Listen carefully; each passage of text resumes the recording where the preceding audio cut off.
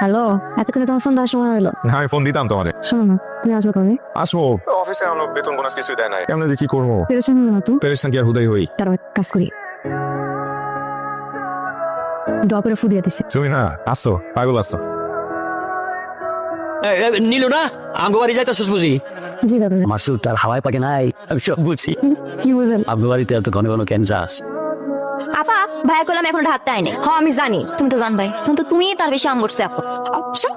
মার লাগে তুই বেশি পয়কা গেছিস। খালাম্মা কই আছে মনে হয় বাড়ি, ডাক না। আমা আমা, আসসালামু আলাইকুম খালাম্মা।